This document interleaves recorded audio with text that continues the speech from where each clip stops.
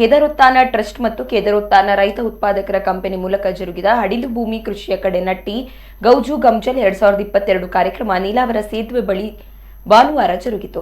ಕಾರ್ಯಕ್ರಮವನ್ನು ಉದ್ಘಾಟಿಸಿದ ಉಡುಪಿ ಶಾಸಕ ಕೆ ರಘುಪತಿ ಭಟ್ ಮಾತನಾಡಿ, ಹಡಿಲು ಭೂಮಿಯಲ್ಲಿ ಬೆಳೆ ತೆಗೆದರೆ ಹಳೆ ದೇವಸ್ಥಾನವನ್ನ ಜೀರ್ಣೋದ್ಧಾರ ಮಾಡಿದಷ್ಟು ಪುಣ್ಯ. ಕಳೆದ ವರ್ಷ ಬೆಳೆದ ಕೇದಾರ ಕಜೆ ಅಕ್ಕಿಯನ್ನ ಪರವೂರ ಜನರು ಊರ ದೇವರ ಪ್ರಸಾದದಂತೆ ಸ್ವೀಕಾರ ಮಾಡುತ್ತಿದ್ದಾರೆ. ಉಡುಪಿ ವಿಧಾನಸಭಾ ಕ್ಷೇತ್ರ ಹಡಿಲು ಭೂಮಿ ಮುಕ್ತ ಮಾಡುವ ಕೇದಾರೋತ್ಥಾನ ಟ್ರಸ್ಟ್ ಕಾರ್ಯಕ್ಕೆ ಈ ವರ್ಷ ಯುವ ಜನರೇ ಮುನ್ನಡೆಸಿಕೊಂಡು ಹೋಗುತ್ತಿದ್ದಾರೆ ಎಂದರು. ಬಳಿಕ ಕೆಸರುಗದ್ದಿಯಲ್ಲಿ ಆಯೋಜಿಸಲಾದ ವಿವಿಧ ಕ್ರೀಡೆಗಳಿಗೆ ಗದ್ದಿಗೆ ಪಂಚಾಮೃತವನ್ನು ಅರ್ಪಿಸಿ ಚಾಲನೆ ನೀಡಿ ಶಾಸಕರು ಸ್ಪರ್ಧೆಯಲ್ಲಿ ಭಾಗವಹಿಸಿದರು. ಆಯೋಜಿಸಿದ್ದೇವೆ.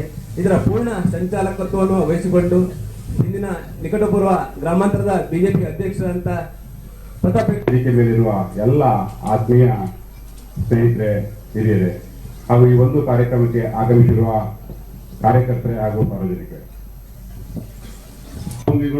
10 ರಿಂದ 15 ವರ್ಷಗಳಾಗಿದೆ. ಅಲ್ಲಿ ಗೆದ್ದೆಯ ಸ್ವರೂಪವನ್ನು ಕಳ್ಕೊಂಡಿದೆ. ಗೆದ್ದೆ ಕಾಡುಗಳಾಗಿ ಪರಿವರ್ತನೆಯಾಗಿದೆ. ನೀರು ಹರಿಲಿಕ್ಕೆ ತೋಡುಗಳ ವ್ಯವಸ್ಥೆ ಇಲ್ಲ.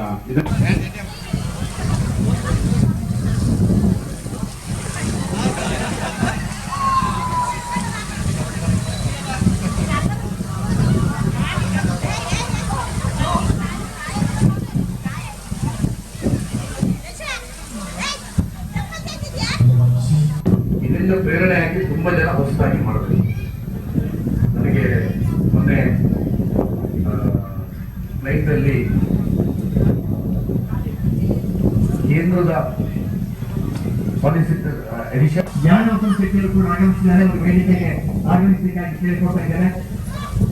ಈ ಕಾರ್ಯಕ್ರಮದ ಕ್ರೀಡಾ ಉಸ್ತುವಾರಿಯನ್ನ ಕರುಣಾಕರ್ ವಹಿಸಿಕೊಂಡಿದ್ದಾರೆ. ಅವರು ವೇದಿಕೆಗೆ ಬಂದು ಶಾಸಕರ ಗೌರವವನ್ನ ಕೊಟ್ಕೊಳ್ಬೇಕಾಗಿ ಕೇಳಿಕೊಳ್ತಾ ಇದ್ದಾರೆ. ಈ ಕಾರ್ಯಕ್ರಮವನ್ನು